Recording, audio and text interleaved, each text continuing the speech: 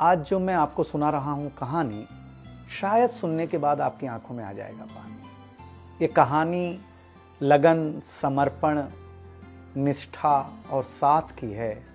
ये कहानी जितनी मेरी है उतनी ही आपकी है। इस कहानी का जो मुख्य किरदार है वो हमारे आपके जीवन का आधार है।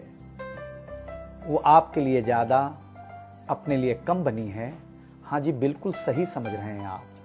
वो हमारे आपकी पत्नी है। वो हमारी आपकी पत्नी है। कभी आपने सोचा कि वो आप एक के साथ रिश्ता जोड़ा था, लेकिन एक के साथ रिश्ता जोड़ने के लिए उसने घर, गली, आंगन, मोहल्ला, सखी, सहेली, माँ बाप, न जाने कितनों रिश्तों से अपना मुंह मोड़ा था।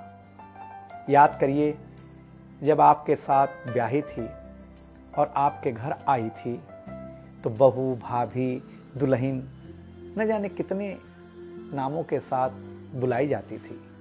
ये सुनकर के वो मन ही मन मुस्कुराए जाती थी। घर के सारे लोग उसी के भरोसे रहते थे। शायद इसीलिए अंग्रेजी में हम उसे हाउसवाइफ कहते थे। कुछ ही दिनों तक उसने दुल्हन होने का आनंद जिया। फिर झाड़ू, पोछा, बर्तन, चूल्हा, चौका, इन सब ने उसको जकड़ लिया। रोज हमारे लिए नाश्ते से लेकर खाने तक कुछ खास रखना, हमारी लंबी उम्र के लिए न जाने कितने उपवास रखना। कुछ महीनों बाद किलकारी गूंजी तो सारे ख्वाब सजे। वो मां बनी तो हम भी बाप बने। जैसे जैसे वो उम्र की सीढ़ियां चढ़ती गई, जैसे जैसे वो उम्र की सीढ़ियां चढ़ती गई, जवाबदारियां कुछ न कुछ रोज बढ़ती गईं। एक तरफ बच्चे पे नजर, दूसरी ओर मैं ऑफिस के लिए लेट न हो जाऊं इस बात का डर। सब कुछ बराबर हो, कुछ रह न जाए, और इस बात पर भी ध्यान कि गैस पर रखा हुआ दूध कहीं बह न जाए। घर वालों की फरमाइशों का चूल्हा जो एक बार चलता, घर वालों की फरमाइशों का चूल्हा जो एक बार जलता, तो कब सुबह, कब शाम, कब रात हो गई उसे पता ही नहीं चलता। इन व्यस्तताओं के बीच समय का चक्र कुछ इतना तेजी से चला, मुन्ना कब मनोज हो गया, मुन्नी कब सुमन, पता ही नहीं चला। अब तक जो था प्यार, अब उसने अपना नाम बदल करके रख लिया था तकरार। बेटी को लेकर के कहना कि कुछ ज्यादा ही मन बढ़ा रखा है, तुम्हारे प्यार ने इसको सर पे चढ़ा रखा है। अब तो वो मुझे भी देने लगी थी ताना, अब तो वो मुझे भी देने लगी थी ताना, ऑफिस में ही रहा करो ना, 2-4 घंटे के लिए घर के आना। शादी के इतने दिनों बाद भी आज भी हमें सुनना पड़ता है कि न जाने कौन सा पाप किया था जो आपके साथ ब्याह किया था। और ये तो रोज की थी कहानी। इतना जोर से कहना कि घर के सारे सदस्य सुन लें कि एक दिन बीमार होती हूं ना, तो एक दिन बीमार होने पर किसी को कोई देता नहीं है 1 गिलास पानी, लेकिन जैसे ही उसे आपके तबीयत खराब होने का होता आभास, आकर के बैठ जाती थी आपके पास।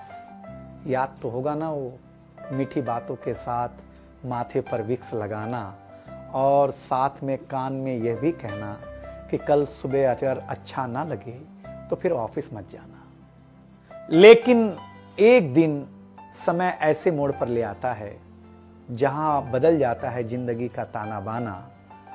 थाली में रोटी रखते हुए उसका ये कहना कि बेटी जवान हो गई है, क्या अब लड़का भी मुझे ही ढूंढने होगा जाना।